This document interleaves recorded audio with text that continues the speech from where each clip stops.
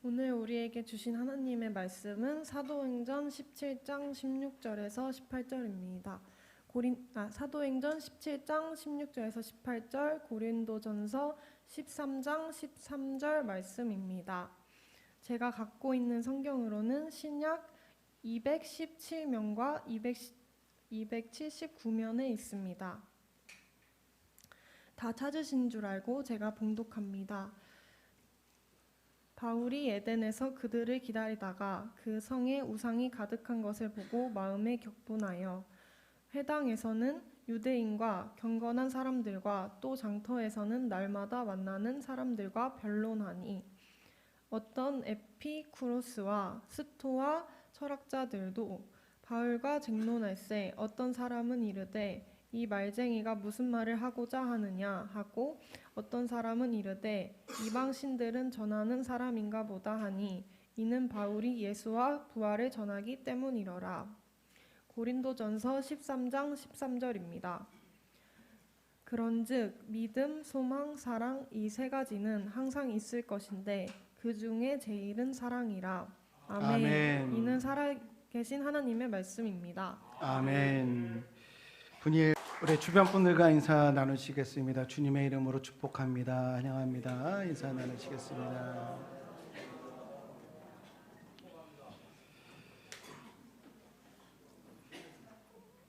감사합니다. 오늘 본문을 보면은 그리스 아덴에서 사도 바울과 스토아 학파와 에피쿠로스 학파가 쟁론을 하는 그 내용을 우리가 본문으로 읽었습니다.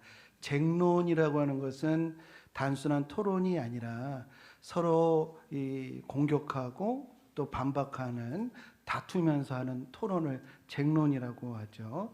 왜 사도 바울은 그들과 다투게 되었는가?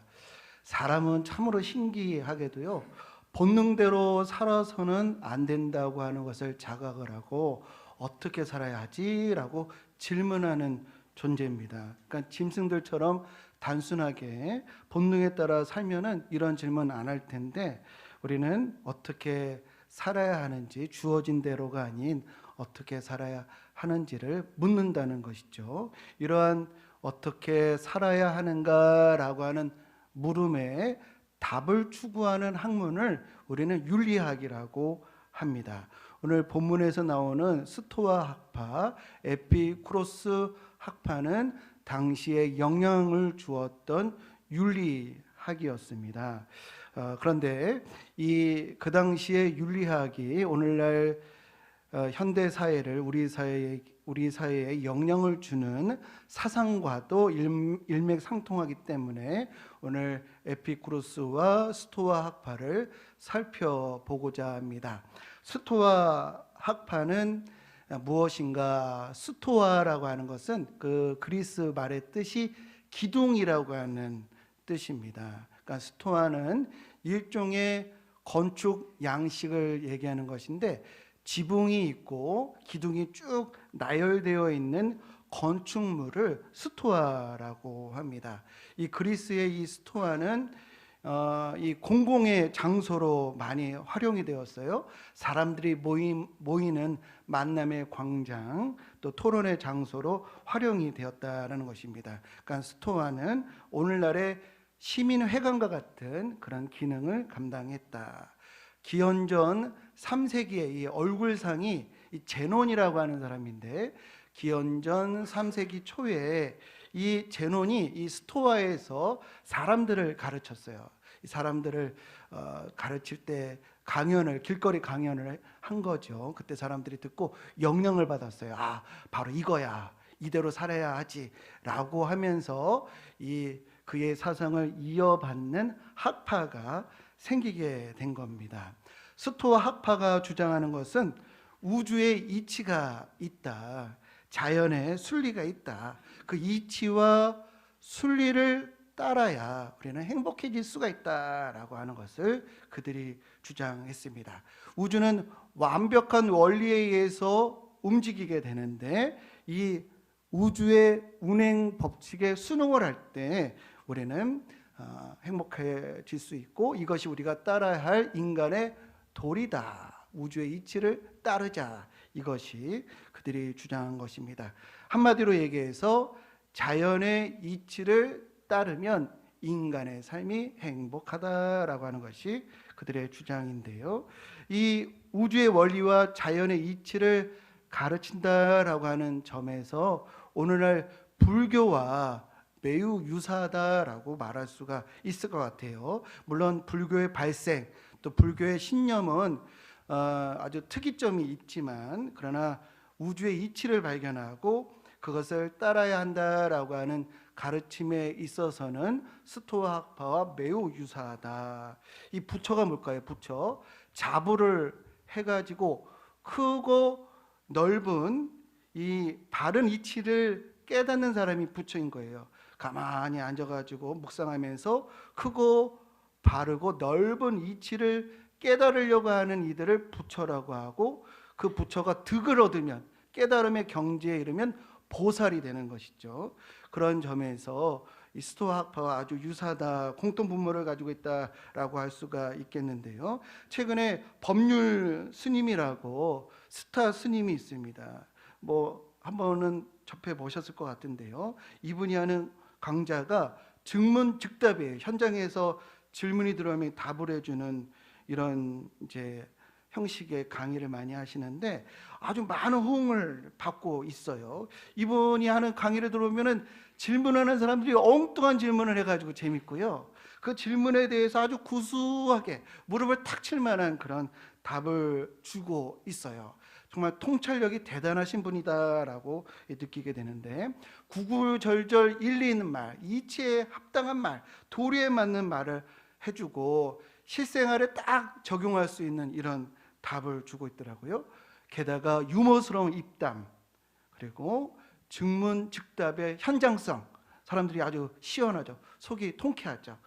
즉석에서 답을 주니까.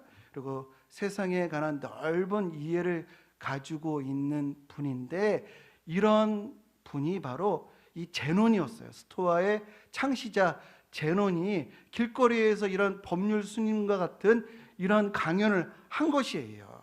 그래서 많은 사람들이 공감을 얻고 영향을 얻어서 이거야 이거라고 하는 학파가 만들어진 것입니다. 이 스토아 학파의 이 가르침의 예를 한번 제가 들어보면요, 이제 대통령이 현안에 어떤 골칫거리가 있거나 큰 위기가 찾아오면은 이 각 종교 지도자들의 대표를 만나서 조언을 얻는 그런 경우들이 종종 있잖아요. 이 어느 전직 대통령이 불교의 원로 자승 스님에게 찾아갔더니 이 자승 스님이 이런 얘기를 합니다. 나무는 꽃을 버려야 열매를 얻고, 강물은 강을 버려야 바다에 이른다. 멋지지 않습니까? 예, 나무는 꽃을 버려야 열매를 맺잖아요, 그렇죠? 그리고 강물은 강을 버려야 바다에 이른다. 자연의 이치를 아주 멋지게 얘기하면서 이 화려한 이 권력의 자리에 연연하지 말아라. 그래야 지도자의 그 도리다. 이런 얘기를 해준 거예요. 멋있습니다. 나무는 꽃을 버려야 열매를 얻고, 강물은 강을 버려야 바다에 이른다. 저는 감동을 받아가지고 이것을 응용을 해가지고 제가 우리 가정에서 설파를 했습니다. 우리 아이들에게 너희들은 스마트폰을 버려야 스마트해지고, 우리 아내에게는 당신은 살을 빼야 살아날 수가 있다. 이렇게 얘기를 해줬더니 우리 아이들은 아빠는 잔소리를 버려야 좋은 아빠가 되고, 우리 아내는 저한테 너나 잘하세요 라고 하는 그런 답을, 박수가 할채가 나오는 너나 잘하세요 라는 것에 또 이런 것이 있습니다. 꽃은 웃어도 소리가 없고, 꽃은 활짝 웃는데도 소리가 없잖아요. 새는 울어도 눈물이 없다. 이런 기가 막히지 않습니까? 자연의 이런 이치를 깨닫고 그 이치를 따라야 한다. 이 감정이 롤러코스터 타듯이 오르락 내리락 하지 말고 작은 일에 일희일비하지 말라. 인생을 유연하게 살아가라. 이렇게 꽃은 웃어도 소리를 내지 않고, 새는 울어도 눈물을 흘리지 않는다. 이것이 바로 스토아 철학, 불교의 인용 방식이고 많은 사람들의 호응을 받아요. 스토아 철학의 핵심은요, 사물을 있는 그대로 바라봐라. 지금 상태에서 할 수 있는 일을 해라. 해야 할 일은 인내하며 수행해라. 가장 합리적인 처세를 알려주는 것이 바로 스토아 이 철학이었습니다. 그런데 사도 바울이 그들과 쟁론했다는 거예요. 그게 아니라는 겁니다. 우리의 삶의 이 원리가 그것이 되어서는 아니다, 그것이 아니다라고 그가 주장을 한 것인데, 그렇다면 우리 사도 바울이 우리 인생의 최고의 원리를 무엇이라 말을 했는가? 또한 이제 사도 바울이 에피쿠로스 학파와 논쟁을 합니다. 에피쿠로스는 누구냐면 쾌락주의의 창시자예요. 쾌락주의. 기원전 4세기의 인물인데, 이 에피쿠로스가 이런 말을 했습니다. 신을 숭배하는 것은 시간 낭비다. 왜 이런 도발적인 주장을 했냐면, 우리는 사후세계가 없다. 죽으면 그만이다. 그렇기 때문에 가능한 이 세상에서 사는 동안에 즐거움을 누려야 한다. 이게 에피쿠로스 쾌락주의의 가르침이에요. 에피쿠로스 학파의 핵심 주장은요, 모든 행복의 시작과 뿌리는 위의 쾌락이다. 위가 행복해야 모든 것이 다 옳은 것이고, 옳은 것이 모든 것이 다 맞는 것이지, 이 행복이 어디서부터 시작되느냐? 위에서부터 온다는 거예요. 배가 행복하지 않으면 세상에 존재하는 선이란 없다. 배불러야 선행도 있고, 배불러야 예술도 있고, 배불러야 정의가 있는 것이지, 배 굶주려 봐라, 다 소용없는 것이다 라고 주장을 에피쿠로스가 한 것입니다. 쾌락이냐 고통이냐, 이게 선악의 척도라는 거예요. 쾌락에 이르는 것이 선이고 고통을 주는 것이 악이다. 그래서 최고의 선은 행복이다. 이게 에피쿠로스의 주장입니다. 근데 이것은요, 오늘날 우리 사회를 가장 주장하는 윤리가 뭐냐면 최대 다수의 최대 행복이거든요. 이게 공리주의라고 하는데, 이것이 가장 영향력이 있어요. 오늘날 우리 현대사회에 영향을 주는 거와 이 에피쿠로스 학파가 일맥상통하다. 뿌리가 거기서부터 나왔다. 오늘날 국가, 경제, 과학이 해야 될 일이 뭘까요? 많은 사람들의 행복을 증진하는 거예요. 많은 사람들을 불행하게 하는 정치, 표를 받을 수가 없습니다. 많은 사람들의 행복을 증진하는 경제가 되어야 하고 과학기술이 되어야 한다. 모두가 동의하는 것이지요. 그래서 오늘날 현대인들이 최고의 관심을 가지고 있는 것이 어떻게 하면 행복해질 수 있을까? 이것이다라는 것이죠.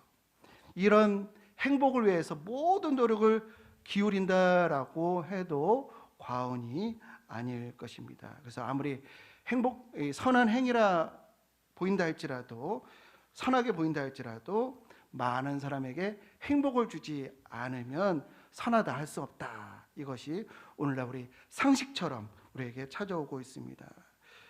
이렇게 행복의 정도가 선악을 판별하는 기준이 되었는데, 이것이 에피쿠로스 철학에 뿌리를 두고 있다라고 말씀드릴 수가 있을 것 같아요. 행복주의가 오늘날 시대를 압도하는 사상이다.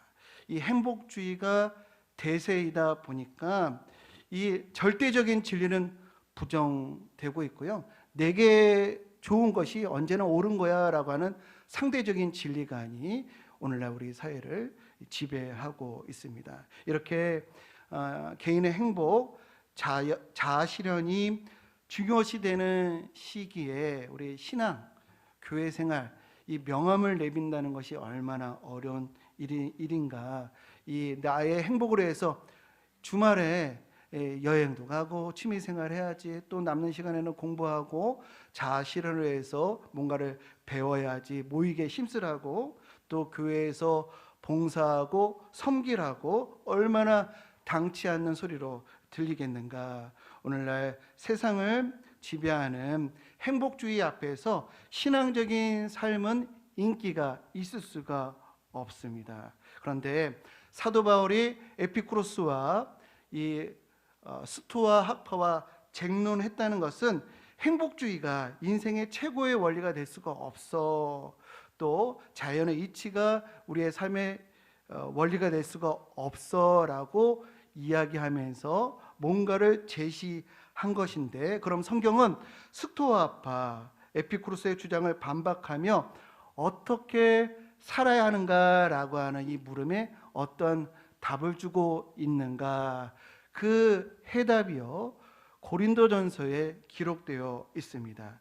고린도 교회에 보낸 편지 고린도전서에 기록되어 있는데, 사도 바울이 이 에덴에서 이 철학자들과 토론을 하고 그 다음에 간 이 행선지가 바로 고린도였습니다. 고린도라고 하는 도시였는데, 이 고린도는 무역이 발달된 도시였어요. 아시아와 노마를 이어주는 무역의 요충지, 그래서 경제가 부흥했고 부자들이 많았습니다. 그래서 향락이 발전을 하는 그런 도시였어요. 그리고 다양한 문화와 종교가 혼재되어 있고 부유한 귀족에서부터 노예까지 다양한 사람들이 아주 섞여 있는 복잡한 사회 구조를 가지고 있는 것이 바로 고린도라고 하는 도시였습니다. 그런 고린도에 교회가 세워졌으니 그런 지역 때문인지 많은 문제들이 있었어요. 그래서 고린도전서를 읽어보면요, 많은 문제에 대해서 사도 바울이 답을 주는 것을 볼 수가 있습니다. 어떤 문제가 있었냐면 막 교회가 분열하고요, 음행에 관한 문제, 법적인 다툼, 결혼, 우상, 재물, 또 자유와 질서에 대한 여러 문제들이 있었어요. 이러한 교회의 현안에 대해서 신앙적인 해답을 주는 것이 바로 고린도 전서의 이 내용들인데, 그러나 시급한 문제에 대해서 사도 바울이 답을 주고 있기는 했으나 모든 문제, 모든 교회에서 일어나는 이런 이 문제들 또 고민거리들, 이거 일일이 다 답을 줄 수가 없잖아요. 그래서 사도 바울이 고린도 전서에서 우리 인생의 모든 문제, 교회의 모든 발생할 수 있는 과제를 해결해 낼 수가 있는 원리를 알려주셨는데, 그것이 무엇인가? 이 원리를 우리가 가지면 인생의 모든 문제를 해결할 수 있는 지혜와 능력을 얻게 된다라고 하는 차원에서 알려주신 어떻게 살아야 하는가라고 하는 원리가 무엇인가? 그것이 바로 고린도전서 13장에 기록되어 있습니다. 우리 성도님들, 고린도전서 13장을 우리가 무엇이라고 하죠? 사랑장이라고 합니다. 그렇습니다. 기독교인을 비롯해서 모든 인생이 가져야 할 삶의 원리는 바로 사랑이 되어야 한다라는 것이에요. 사랑의 원리로 살아가면은 가정이든 교회든 사회든 문제의 실마리를 풀어갈 수가 있고 모든 문제를 해결할 수 있는 능력과 지혜를 얻을 수가 있다라는 것인데, 이 사랑의 원리가 무엇인지 구체적으로 알려주는데 제가 6절까지 한번 읽어드리겠습니다. 사랑은 오래 참고 사랑은 온유하며 시기하지 아니하며 사랑은 자랑하지 아니하며 교만하지 아니하며 무례히 행하지 아니하며 자기의 유익을 구하지 아니하며 성내지 아니하며 악한 것을 생각하지 아니하며 불의를 기뻐하지 아니하며 진리와 함께 기뻐하고 13장 7절 모든 것을 참으며 모든 것을 믿으며, 스크린 한번 보실게요. 스크린을 한번 보시면은 모든 것을 참으며 모든 것을 믿으며 모든 것을 바라며 모든 것을 견디느니라. 진정한 사랑은요, 모든 것을 참는 것이래요. 모든 것을 참는다. 이게 무엇을 의미할까요? 끝까지 용서한다는 것입니다. 그것마저도 용서한다는 거예요. 모든 것을 견딘다. 이게 무슨 의미일까요? 속아도 또 기회를 준다는 거예요. 또 믿어준다는 것입니다.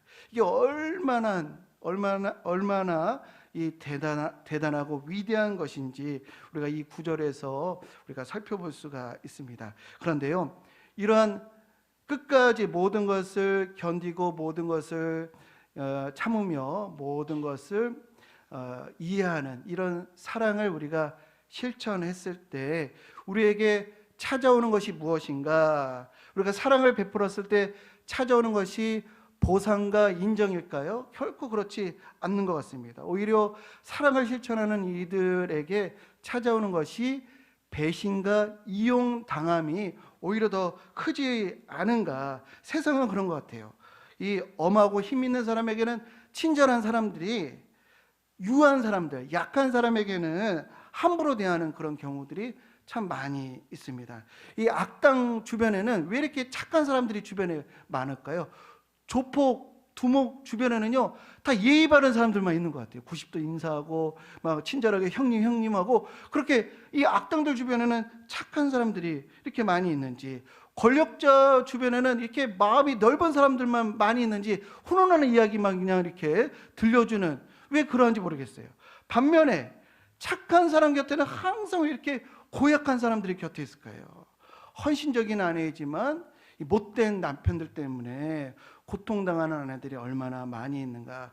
예수님도요, 만약에 권력자로, 권위자로, 또 권세자로, 폭군으로 만약에 예수님이 이 땅에 오셨다고 한다면 십자가의 길을 가셨을까요? 십자가의 길이 아니라 비단길을 아마 가셨을 것입니다. 하지만 사랑의 주로 오셨기 때문에 버림받고 배신당한 것이지요. 그렇듯 우리가 사랑으로 모든 것을 참고 견디고 믿으면 돌아오는 것이 뭔가 아픔과 상처, 또 배신이다라는 것이죠. 그래서 이 사도 바울이요, 이 사랑이 으뜸이고 사랑이 우리의 삶의 원리지만 그것을 서포트 해줘야 될 것이 있어야 하는데, 그래서 알려준 것이 바로 고린도전서 15장입니다. 우리 고린도전서 15장을 무엇이라고 하죠? 부활장이라고 합니다. 우리가 배신과 아픔이 있다 할지라도 사랑으로 모든 것을 참으며 모든 것을 견딜 수 있는 이유가 무엇인가?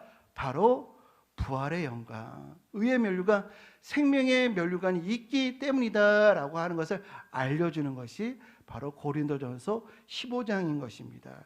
예수님께서 끝까지 사랑하셔서 배신당하고 버림받으셨지만, 그러나 끝까지 사랑하셨기에 부활의 첫 열매, 영광 가운데 부활하셨음을 믿으시기를 주님의 이름으로 축복합니다. 사랑을 실천하는 삶, 결코 헛되지 않다는 거예요. 왜? 소망이 있기 때문에 그렇다는 것이죠. 고린도전서 15장 19절 말씀, 만일 그리스도 안에서 우리의 바라는 것이 다만 이 세상의 삶뿐이면 모든 사랑 가운데 우리가 더욱 불쌍한 자이리라 라고, 부활이 없으면 사랑의 원리를 실천하는 것처럼 불쌍한 이들이 없다는 것이에요. 그러나 우리가 사랑의 원리로 살아가야 하는 이유, 살아갈 수 있는 이유는 무엇인가?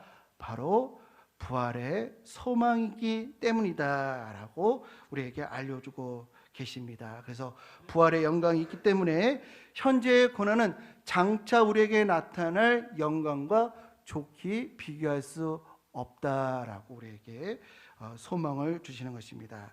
우리 사랑의 원리는 반드시 승리하는 줄로 믿습니다. 결코 헛되지 않는 줄로 믿습니다. 그래서 사도 바울이 마지막으로 15장 마지막 절에 다음과 같이 권면하시는데, 우리 같이 한번 읽어보겠습니다. 시작. 그러므로 내 사랑하는 자들아, 견실하며 흔들리지 말며 항상 주의 더욱 힘쓰는 자들이 되라. 이는 너희 수고가 주 안에서 헛되지 않을 줄을 알미라. 그런즉 믿음, 소망, 사랑은 항상 있어야 하는 것인데 그 중에 제일은 사랑이라. 사랑이 삶의 제일 원리인데요. 그러나 이것이 사랑이 온전히 우리 삶 가운데 이루어지기 위해서는 믿음과 소망이 뒷받침을 해줘야 한다는 것입니다. 그래서 사랑과 믿음과 소망은 항상 같이 있어야 하는 것이지요. 바라기로는 저와 우리 성도님들에게 소망이 넘치시기를 주님의 이름으로 축복합니다. 소망은요, 바라고 원하는 것이에요. 그리스도 안에 있는 모든 약속이 반드시 이루어질 것을 소망하는 것입니다. 고린도전서 12장 31절에 너희는 더 큰 은사를 사모하라. 내가 또한 가장 좋은 길을 너희에게 보이리라. 베드로전서 2장 2절. 갓난 아기들 같이 순전하고 신령한 젖을 사모하라. 이는 그로 말미암아 너희로 구원에 이르도록 자라게 하려 함이라. 우리 안에 은혜에 대한 소망, 말씀을 더 알고자 하는 소망, 부활에 대한 소망, 천국 상급에 대한 소망이 있어야 될 줄로 믿습니다. 이런 소망이 우리에게 풍성하면요, 교회는 든든히 세워져 가고요, 우리 크리스찬들이 이 세상에서 능력을 발휘할 수 있게 될 줄로 믿습니다. 소망이 없으면 우리에게 능력이 사라진다라는 것입니다. 만약에 스토아 학파 혹은 에피쿠로스 학파처럼 처세를 우리 교회가 따르고 우리 성도들의 행복주의를 먼저 생각을 한다고 한다면 어떻게 될까요? 우리가 하나님을 바라보기보다는 사람을 바라보게 됩니다. 봉사 나만 하는 것 같고 나만 고생하는 것 같이 보일 수밖에 없어요. 열심히 우리가 수고했을 때 돌아오는 것이 인정 또 보상, 거의 그런 경우가 많지가 않습니다. 행복을 우리가 생각하면 이웃을 섬기는 이런 수고가 점점 줄어들 수밖에 없죠. 그러나 마가복음 9장 41절 말씀, 누구든지 너희가 그리스도에게 속한 자라 하여 뭘 한 그릇이라도 주면 내가 진실로 너에게 이르노니 그가 결코 상을 잃지 않으리라. 이런 약속을 믿고 천국상을 간절히 소망하는 저와 여러분들 되어서 빛과 소금의 역할, 그리스도의 향기와 편지의 사역을 감당하는 우리 복된 성도님들 모두 되시기를 주님의 이름으로 축복합니다. 요한계시록 22장 12절, 보라 내가 속히 오리니 내가 줄 상이 내게 있어 각 사람에게 그가 행한 대로 갚아 주리라. 이 소망을 가지고 끝까지 나아가셔서 승리하는 저와 여러분들이 되어야 하겠습니다. 그래야면 사도 바울의 이 고백이 그의 것만이 아니라 우리 모두의 것이라고 말씀하시는데 그 약속이 우리에게 이루어질 줄로 믿습니다. 마지막 말씀 우리 한번 같이 읽겠습니다. 이제후로는 나를 위하여 의의 면류관이 예비되었으므로 주 곧 의로우신 재판장이 그날에 내게 주실 것이며 내게만 아니라 주의 나타나심을 사모하는 모든 자에게 도니라. 바라기는 의의 면류관, 생명의 면류관을 소망하여 승리하는 저와 우리 모든 성도님들 되시기를 주님의 이름으로 축복합니다. 믿음, 소망, 사랑, 이것이 오늘에도 여전히 오롯이 어떻게 살아야 하는가라고 하는 물음의 답인 줄로 믿고 끝까지 사랑하시고 소망을 가지고 반드시 우리의 신앙에는 예수님을 따르는 일에는 헛됨이 없고 상급이 있다라고 하는 확신을 가지고 승리하시는 우리 복된 우리 모든 성도님들 되시기를 주님의 이름으로 축원드립니다. 이 시간 우리 함께 찬양하겠습니다.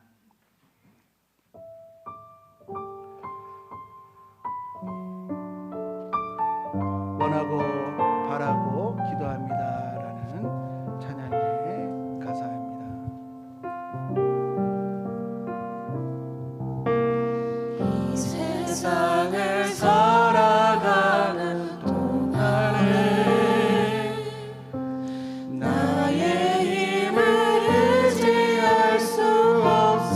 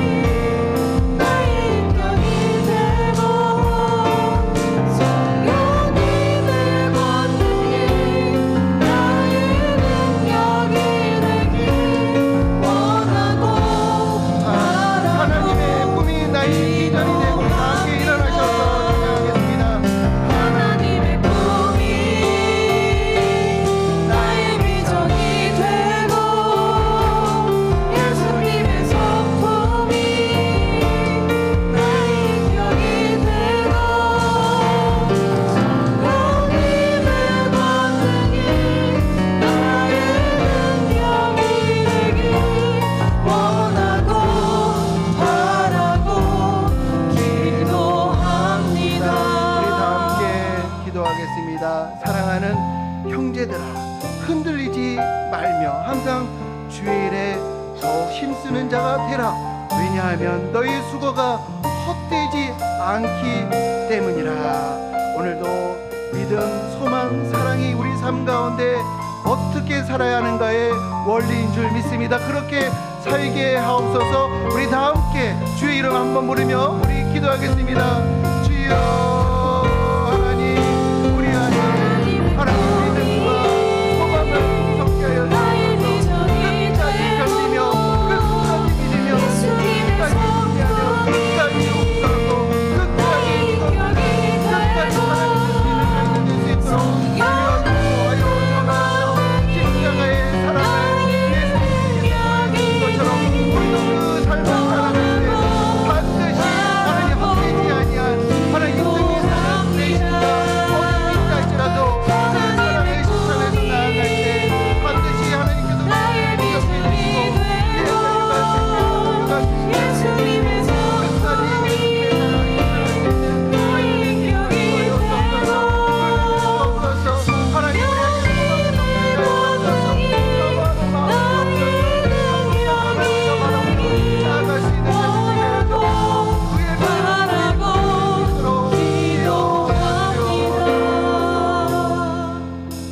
이제 우러는 의의 멸관이 예비되어 있다라고 하는 것을 늘 소망하고 확신하여 예수님께서 보여주신 사랑의 삶 우리도 담대히 걸어가게 하여 주옵소서. 이제는 진리와 생명이신 예수 그리스도의 넓으신 은혜와 독생자마저도 아낌없이 내어주신 하나님 아버지의 사랑하심과 때마다 시마다 의로운 길로 인도해 주시는 성령 하나님의 감화, 감동, 역사, 교통하심이 믿음, 소망, 사랑으로 살아가리라 결단하는 성도들의 머리머리 위에 그 가정과 기업과 이 나라와 이 민족 위에 영원토록 임하시기를 간절히 축원하옵나이다. 아멘.